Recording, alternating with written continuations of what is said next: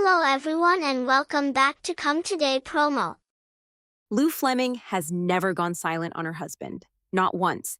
Not even when they fought about money, about the ranch, about her mother's old house. But today, she looks at Nathan Roberts across the kitchen table, and she says nothing at all. On Heartland, silence is louder than any shout. And this time, that silence might be the start of something that changes everything for this family. This is the story of how the Cold War between Lou and Nathan begins. The morning starts like any other morning on Heartland. The sun is just coming up over the mountains, painting the sky in soft orange and pink. Birds are singing near the barn. Somewhere in the distance, a horse whinnies, waiting for breakfast. On the ranch, this kind of morning usually means peace. It means coffee brewing in the kitchen, boots by the door, and the sound of Lou's laptop opening as she checks emails for the Dude Ranch business. It means Nathan getting ready to head out, grabbing his hat, kissing Lou on the cheek before he leaves. Today, though, something feels a little different, even if nobody can point to exactly why yet. Lou is already in the kitchen, sitting at the table with her laptop open in front of her. She has a cup of coffee next to her, but it has gone cold because she has not touched it in almost 20 minutes. Her eyes are fixed on the screen, and her jaw is tight. She is looking at numbers, booking numbers for the Dude Ranch, and they are not good. Ever since a new resort opened up about 40 minutes away, families that used to book a full week at Heartland are now splitting their trips or skipping the ranch completely. Lou has been carrying this stress alone for the past few days, turning it over in her mind late at night while everyone else is asleep. Nathan walks in, already dressed for the day, smelling like fresh hay and cold morning air. He grabs a mug from the cupboard and pours himself some coffee. "Morning," he says, glancing at her. "You're up early." "Didn't really sleep," Lou answers, not looking up from the screen. Nathan takes a sip of his coffee and leans against the counter. "Everything okay?" Lou finally looks up, and there is a tiredness in her eyes that goes beyond just one bad night. "Bookings are down again. Like, really down. If this keeps going, we're going to have to make some hard choices before the end of the season." Nathan nods slowly. He has heard this kind of worry from Lou before, and usually he knows how to calm her down, how to remind her that the ranch has been through rough patches before and always finds a way through. But today, instead of sitting down next to her, he glances at his watch. "I hear you. Let's talk about it tonight, okay? I've got that meeting with the equipment supplier this morning, and I really can't be late." It is a small thing, a completely normal thing, really. People have meetings, people have places to be, but to Lou in this moment, it feels like something else. It feels like being brushed aside. She nods anyway, because what else can she say, and watches him grab his keys off the hook by the door. "Sure, tonight," she says quietly. Nathan pauses for a second, maybe sensing something in her voice, but he does not stop moving. "Love you," he says, giving her a quick kiss on the top of her head before heading out the door. The screen door swings shut behind him with a soft bang, and Lou is alone again with her laptop and her cold coffee and her growing worry that nobody else in this house seems to be taking as seriously as she is. Later that morning, Amy walks into the kitchen to grab something to eat before heading to the barn. She notices Lou still sitting in the same spot, still staring at the same screen. "You've been sitting there a while," Amy says, half joking, as she pulls a piece of bread from the bag. "Just going over the books," Lou replies, rubbing her eyes. Amy sits down across from her sister, sensing there is more to it. "That bad?" Lou sighs and finally closes the laptop. "Bad enough that I think we need to change something. Maybe add a new package, maybe drop our prices for a while to bring people back in. I don't know yet. I wanted to talk it through with Nathan, but he's got his equipment meeting." Amy gives her a small, understanding smile. "He'll be back for dinner. You can talk about it then." "Yeah," Lou says, though there is something in her voice that suggests she is not entirely convinced things will go smoothly, even then. The day moves on the way ranch days usually do. There is work to be done, animals to be fed, guests to be checked on. Lou throws herself into her tasks, trying to keep her mind off the numbers for a while. She meets with two families who are checking out that day, thanking them for staying, making sure they leave happy, even though inside she is doing quiet math about how many more bookings like theirs the ranch actually needs this month. Jack stops by around noon, and the two of them talk briefly about a fence that needs fixing on the east pasture. For a little while, it almost feels like a normal day. But the worry does not go away. It sits in the back of Lou's mind all afternoon, growing a little heavier with every hour that passes. By the time evening comes and the sky starts turning orange again, Lou has made up her mind about one thing. She wants to talk to Nathan tonight. Really talk. Not just a quick conversation squeezed in between chores. She wants him to sit down with her, look at the numbers, and help her figure out a plan. She needs her partner in this, not just someone who nods along and says, "We'll talk later." Nathan gets home a little after 6, later than he said he would be. His meeting with the supplier ran long, and then he had stopped to grab feed on the way back. He walks in tired, dropping his hat on the hook by the door, ready to just relax for a bit before dinner. Lou is already at the stove, stirring something, and she glances over at him as he walks in. "Hey," Nathan says, coming over and giving her a quick hug from behind. "Sorry I'm late. The supplier wanted to go through the whole order line by line." "It's okay," Lou says, though there is a slight edge in her voice that she does not quite manage to hide.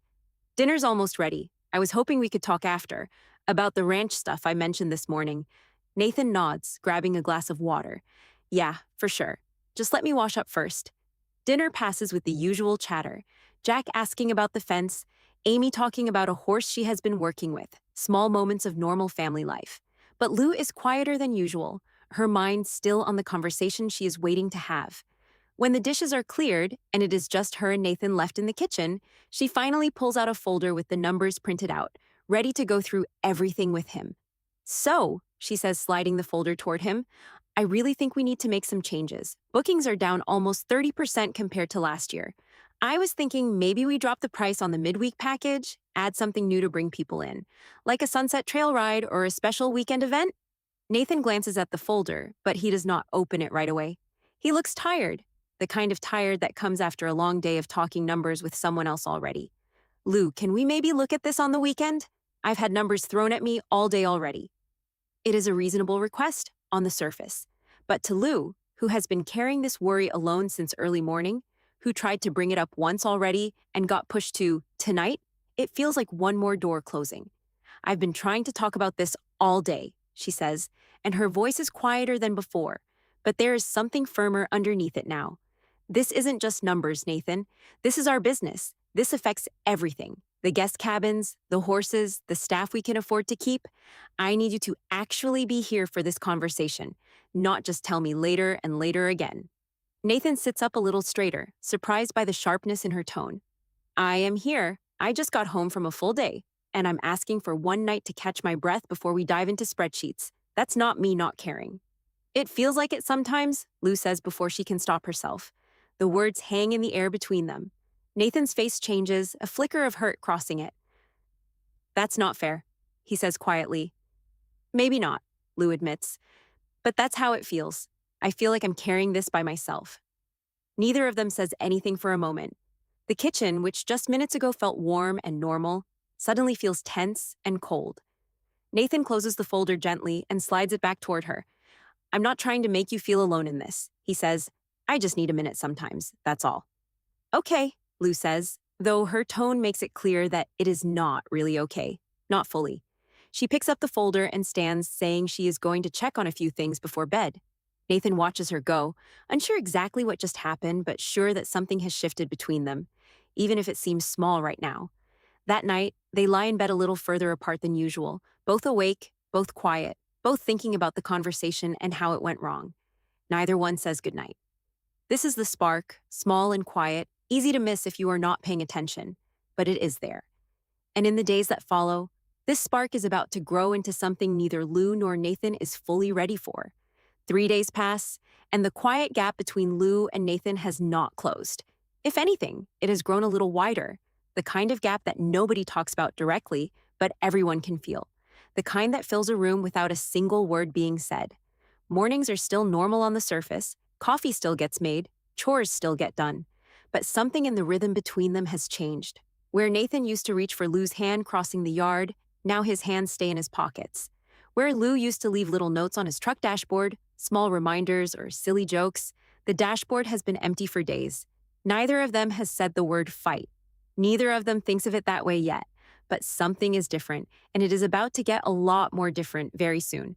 It starts on a Tuesday afternoon.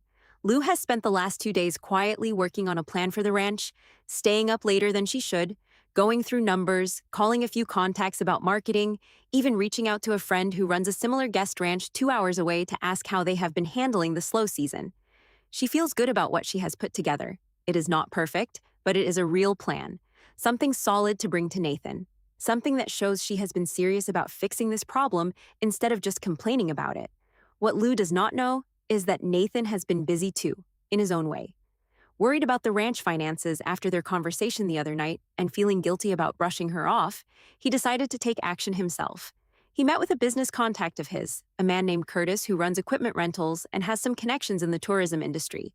Nathan, wanting to fix things quickly and show Lou he does care, agreed to a deal that would bring a small group of corporate guests to the ranch for a weekend retreat, using the west pasture and the lower barn for an outdoor team building event. It seemed like a good idea at the time, a way to bring in guests and revenue without waiting around, a way to prove to Lou that he was taking their money problems seriously too. The trouble is, Nathan signed off on the deal without checking with Lou first. He figured he would tell her that evening, present it as good news, a surprise win for the ranch. He did not think about the fact that the West Pasture is where Lou has been planning to expand the horse therapy program, a project close to her heart that she has been developing quietly for weeks, hoping to launch it as a new offering once the season slows down. He also did not think about the fact that Lou is the one who handles all outside bookings and events, and that bringing in a group of 20 corporate guests without warning her means she has no time to prepare staff, food, or schedules.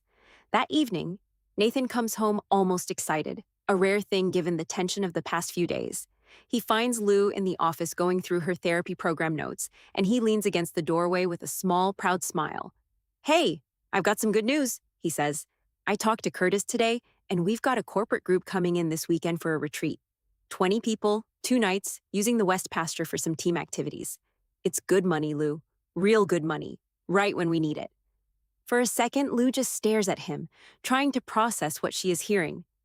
"Wait, this weekend? As in 4 days from now?" "Yeah," Nathan says, still smiling, not yet picking up on the change in her expression. "I figured this could really help with the numbers you were worried about." "Nathan, the West Pasture is where I've been planning to set up the horse therapy sessions. I told you about this, remember? Weeks ago. I've already had 2 families reach out interested in bringing their kids." Nathan's smile fades slightly. "I mean, it's just for the weekend. We can move the therapy stuff to a different area, can't we?" "That's not really how it works," Lou says, her voice tightening. "Those horses are trained to work in a calm, specific space. I can't just move a whole program somewhere else in 4 days because you decided to book a corporate retreat without asking me." "I was trying to help," Nathan says, his own voice rising now, defensive. "You said you needed more bookings, more revenue. I found revenue. I thought you'd be happy about it." "I would be happy about it if you had talked to me first," Lou snaps. "This isn't just about the pasture, Nathan. It's about you making a decision that affects the whole ranch without even mentioning it to me. Do you know what I have to figure out now? Staffing for 20 extra guests, meals, activities, all in 4 days. That's not something you just throw at someone with no warning." Nathan crosses his arms, his jaw tightening the way it does when he feels attacked. "I didn't realize I needed permission to bring in business for our own ranch." The words land hard, and Lou's eyes flash with real anger now. It's not about permission. It's about being partners. It's about talking to each other before making big decisions. The same way I would talk to you before doing something that affects your work. Isn't that the whole point of running this place together? "I thought I was doing something good," Nathan says, quieter now, but there is still an edge in it, a wounded pride he is not willing to let go of. "I'm sorry it's such a problem." "It is a problem," Lou says, "and I don't think you even see why." They stand there for a moment, the space between them feeling very large in the small office. Nathan opens his mouth like he wants to say something else, then closes it again, shaking his head instead. "Fine, I'll call Curtis and figure something out," he mutters, turning to leave the room. "Nathan, wait."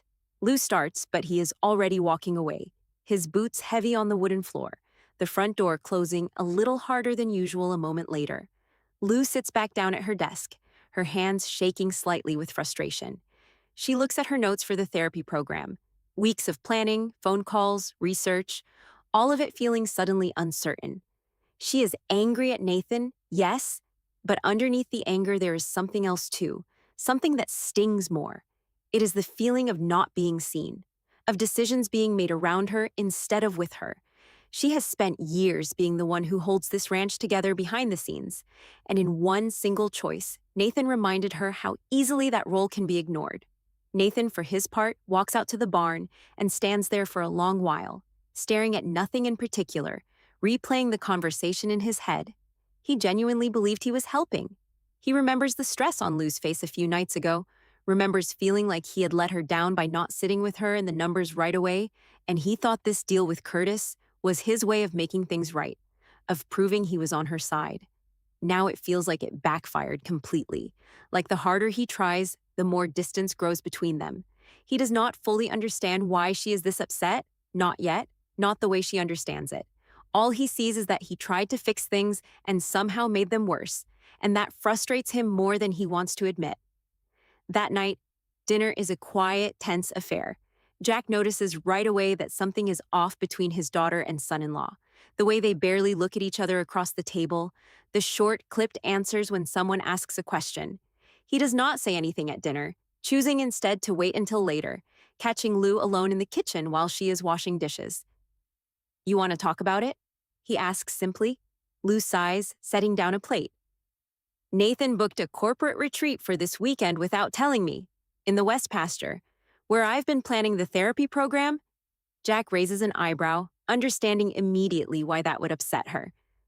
"That's a pretty big decision to make without checking with you first."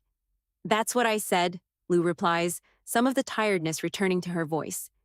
He thought he was helping, and maybe he was trying to, but it doesn't feel like help when it just creates a bigger mess for me to clean up. Jack nods slowly, choosing his next words carefully. Marriage and business, they're a hard thing to mix sometimes, even when two people love each other. You two built something good here.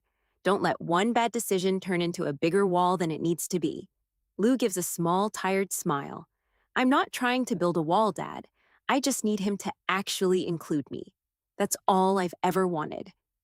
Meanwhile, out in the barn, Amy finds Nathan sitting on a hay bale, staring at his phone, clearly avoiding going back inside just yet.